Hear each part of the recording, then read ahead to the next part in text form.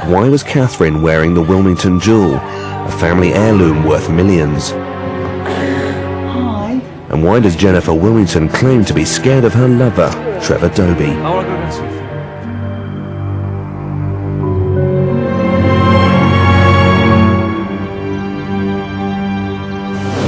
you. Good morning, everyone. Good morning, Chief. What did we find out yesterday? Team 1. You went to see Jennifer to confront her with the evidence that Goldie had been held captive in a shop. Did you confront her? We thought that if we confronted her, she might not reveal a lot of other information that we still needed. So you're telling me you did not confront Jennifer with the evidence that Goldie was held captive in the shop? Did you find the back room? The grandfather clock? That's there. Were you satisfied that Goldie was held captive in the back of that shop? Absolutely, yeah. Imagine, put yourself in Jennifer's position, working in the shop. There's a kidnap victim in the back room. Do you think you might not notice that? Help! No? So why didn't you confront her? She started telling us some new information that she's in fear of Trevor Dobie. And so we started asking her why, and then she's arranged to meet him today and was asking for our protection. So we thought, we now know who had access to the shop, and that the new line of inquiry seemed more important as a... What was your line of inquiry, Mel? To confront Jennifer Wilmington. And did you do that? No, we didn't. No. The killer's not going to give themselves up to you. Jennifer is one of these 4 suspects. There's only 4 left, and she's one of them. She might have buckled at the knees, confessed to the kidnapping and the murder. I'll tell you what, if I ever get locked up, I'd like you two to come and interview me. It'd be like a walk in the park. You've got to go for the jugular. It's a murder inquiry. Okay. Do you understand? Mm-hmm. Yes, Chief. What have you got to say? Sorry, Chief. Sorry, Chief. Team 2, let's talk about your line of inquiry yesterday. Richard found a package containing a shredded message, and my 3 colleagues here did an excellent job on actually putting it back together, Chief. I thought they did marvellously well. Were you delegating there, Andrew? I was team leader there, Chief. I thought I'd better stand down from that one. You didn't want to lead from the front on that one? Not on that one, Chief. All right. You did very well. Proud of you. Seem to have got something right. Ooh, first bit of decent detective work. But don't let it go to your head. Got to celebrate when you can. There's always another day to make mistakes. What does it tell you? It tells us that the diamond exists, it is in a bank vault, and that Tony has always known about the existence and the whereabouts of the Wilmington necklace. It tells you something else. It also Tells you who Charles didn't want to have the necklace. Jennifer. Jennifer. Might there be a motive for Jennifer? Does she actually know it exists? Because Charles had told Tony in the letter not to tell anyone, even his wife. It's a good point, Andrew. Good point. If she doesn't know it exists, it can't be a motive. But we don't know that. The killer seems to be leading us towards the necklace. Don't you think? The killer sent the necklace to us in the first place. Where's the diamond now? we don't know, but Tony Wilmington may well know the answer to that. He might.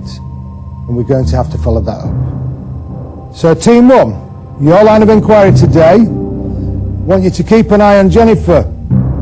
Tell her you want to set up hidden cameras in the shop. We know Trevor is visiting her today. Let's see if he reveals himself as Goldie's kidnapper or even the murderer. Team 2, you need to follow up the letter you discovered yesterday. Interview Tony Wilmington. Find out what he knows about the necklace and why was Catherine wearing it. Is that clear? Yes, Chief. You are getting near to the end of this case. You do not want to fail and be eliminated by the killer at this stage.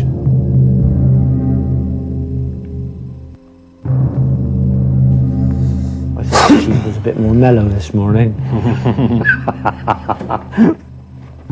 Mel and Nick's mistake could cost them the game. And the other thing that was really exciting was sitting during the morning brief and realising that Team 1 have more than likely failed their line of inquiry, whilst Andy and I dearly hope that we've actually passed ours, which removes a little bit of the pressure for the Killers game. What are you doing upstairs? They're upstairs. On the bed, actually. Oh yeah. Talking about things. Talking tactics about why they failed their line of inquiry. My predictions for tomorrow's Killers game is going to be that Team 1's going to be up for it, and that'll leave Mel, because I know Andy's going to vote for Mel, so I'll do the same. And then I think, if I play my cards right, that Andy will then nominate Nick. Keep an eye on Jennifer. Tell her you want to set up hidden cameras at her shop. I do think that it would have been a very noble thing for Nick to sort of stand up in front of the whole group and say, you know, my mistake. Mel did say that we should have told her about the kidnap, you know. He got it wrong, and it's like, you know, if only he'd listened to me, we could have got it right. The Killers game tonight, the two people who I would like to participate in that would be Richard and Nick. I think Richard will be named in the group vote if both teams fell, and I'm going to name Nick because I think Mel has a good line of inquiry and she should be allowed to pursue that.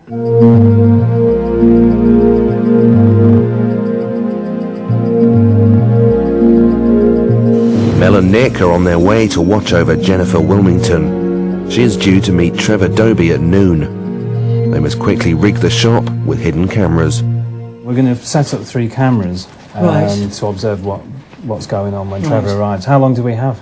I don't know, not long. Okay. Okay. Do you know how this one works? Right, so that's the camera, that's the battery pack on.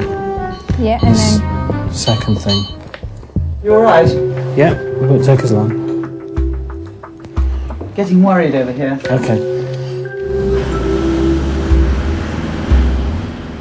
Either there or there.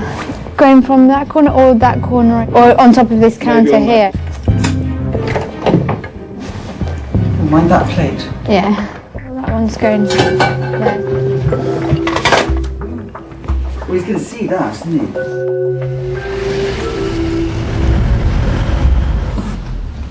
Shouldn't be too long now. I'm telling you, if he catches us up, we all had it. Just in time, the cameras are in place and the investigators hide away in their surveillance van. Jennifer claims to be scared of Trevor, but that doesn't ring true. The investigators must watch carefully for clues to what is really going on. Oh, it's been okay. Yeah? Yeah, it's fine. Have you got the keys? Yeah. Listen, yes, those investigators came around. They wanted to know who'd been in that back room. So I said that you'd been in there for the last, couple of days ago. Hang on, no, I was in there a week before. Well, they're asking all sorts of questions, so about the... What did you tell them? I didn't tell them anything. I just said that, because I thought you were. I thought you had been in there a couple of days ago, so that's all I said. Well, listen, I could have said that you'd been in the church. Well, why did you say that? Well, you were. You were there and... No. You're telling investigators stuff about me. What are you trying to do? No, I'm not trying to do anything. You're turning your back on me. We've got stuff to talk about. All right. Look, actually, I think you better go. I don't think we've got anything to talk about.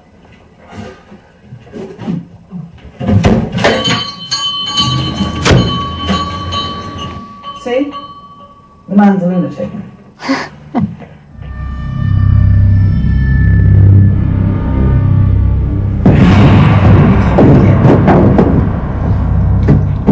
You see?